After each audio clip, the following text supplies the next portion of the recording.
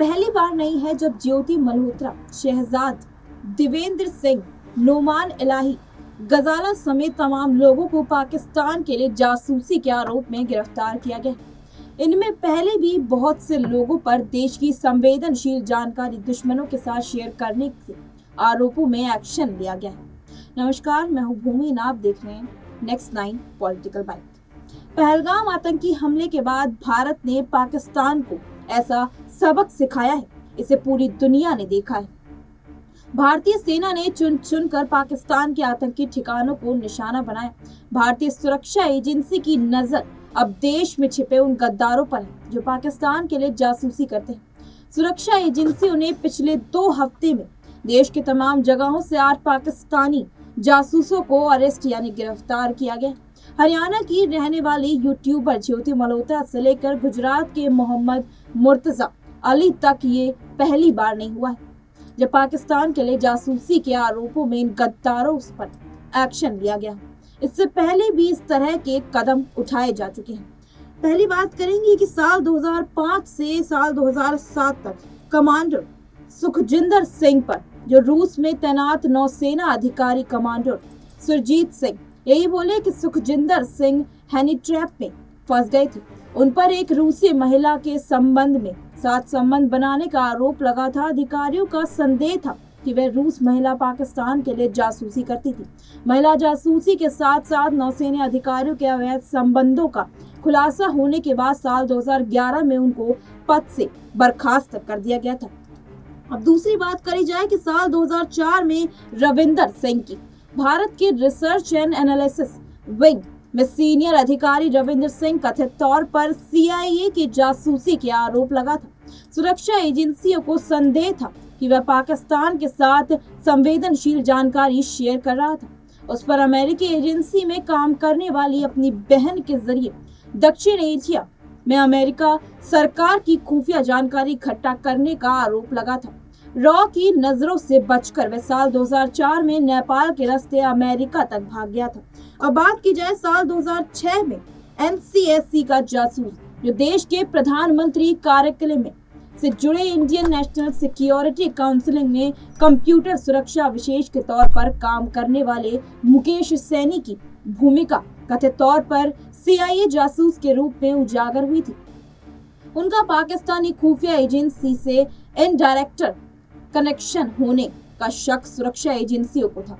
हालांकि उससे जुड़ी जानकारी को गोपनीय तक रखा गया था। इस घटना से उच्च स्तरीय सरकार कार्यालयों में जोखिम का उजागर तक कर दिया था। बात की जाए साल 2008 में बीजिंग से भारतीय दूतावास का अधिकारी यानी चीन की राजधानी में बीजिंग में भारतीय दूतावास के एक सीनियर अधिकारी को चीन महिला की हनी ट्रैप में फंसने के बाद से देश वापस बुला लिया गया था। सुरक्षा एजेंसियों को शक था कि उस महिला का लिंक पाकिस्तान खुफिया एजेंसियों में से था, जिससे संवेदनशील जानकारी लीक होने का बड़ा खतरा बन गया था। बात की जाए साल 2010 में माधुरी गुप्ता की पाकिस्तान के इस्लामाबाद में भारतीय उच्चायोग में 53 साल की भारतीय राजनयिक और सेकंड सेक्रेटरी माधुरी गुप्ता को 22 अप्रैल 2010 को पाक खुफिया एजेंसी ISI संग देश की संवेदनशील जानकारी को शेयर करने के आरोप में गिरफ्तार किया गया था।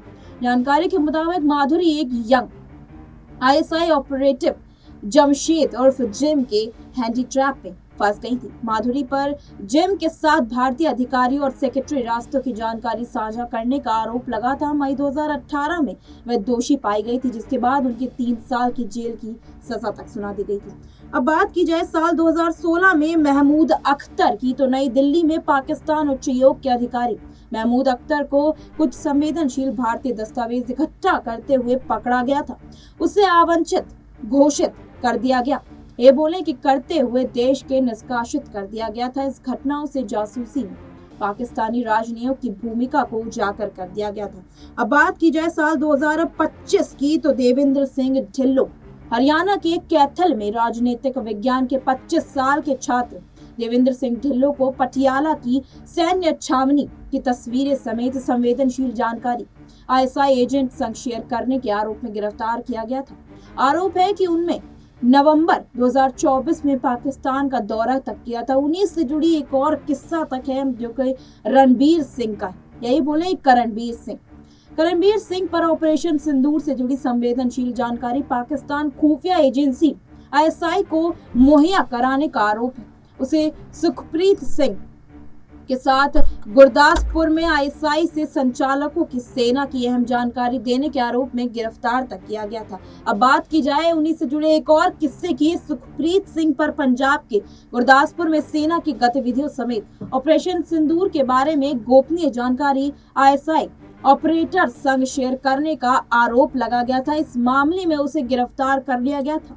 खबर ये भी है कि उसने बदले में ISI हैंडलर्स से 1 लाख रुपए तक की डिमांड की थी। और अब बात करें कि आजकल के चर्चित हॉट टॉपिक की जो है ज्योति मल्होत्रा की। हरियाणा के हिसार की रहने वाली 33 साल की ट्रैवल ब्लॉगर ज्योति को पाकिस्तान के लिए जासूसी करने के आरोप में 17 मई 2025 को गिरफ्तार कर लिया गया था। उस पर एहसान उर रहीम उर्फ दानिश समेत ISI ऑपरेटरों के साथ संवेदनशील जानकारी साझा करने का आरोप लगा था।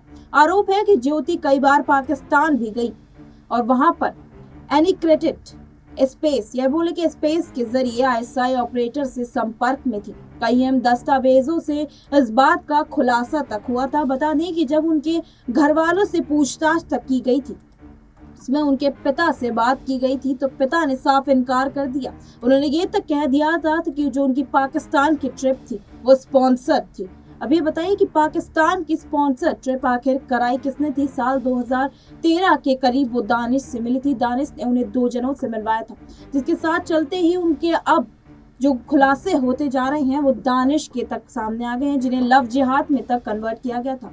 इस पूरे मुद्दे को लेकर आपकी क्या राय होगी, हमारे साथ कमेंट सेक्शन में जरूर साझा करें।